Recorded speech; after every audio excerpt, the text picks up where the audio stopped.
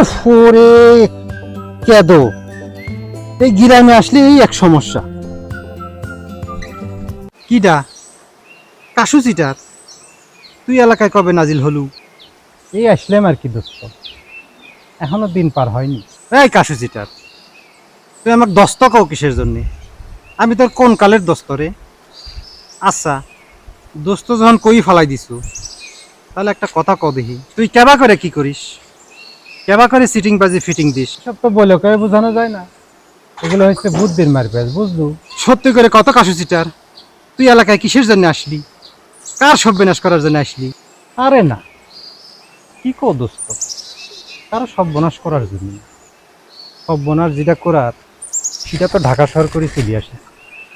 এলাকার মধ্যে এসব করণ যাবি না, তাদের নিষেধ আছে। তারপরে তুই যখন ছাড়বি নে, তাহলে পরে শোন, মনে কর হঠাৎ একদিন আমি তোরে ফোন দিয়ে বলতেছি যে দোস্ত, আমি খুব বিপদে আছি, আমার 10,000 টাকা ধার দে। তুইও বন্ধু মানুষ, সরল বিশ্বাসে আমাকে টাকা ধার দিলু।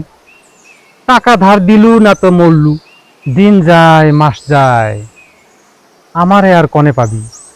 আমি তো নাই, আমি তো লাপাত্তা। পাওনাদার যখন চাইতে চাইতে চাইতে চাইতে মুখের ফেনা উড়ি যায়, তখন আমি কি করি জানিস? আমি আরেক জায়গায় আবার আরেকটা ধান্দা করি, আরেক জায়গায় আবার একটা ধান্দা করি, 8,000 টাকা আনি ওই পাওনাদারে দিলেম, বুঝলু?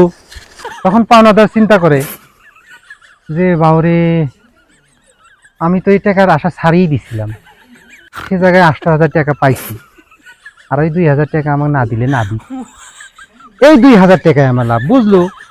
ওরে বুদ্ধি রে, দেখলু এই শালার নাম কাশু সিটার কি এমনি এমনি হয়েছে?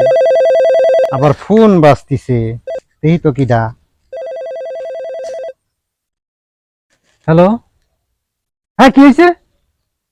হ্যাঁ অ্যাক্সিডেন্ট হয়েছে, দাঁড়া আমি আসতেছি। এই দোস্ত 5,000 টাকা দে তো।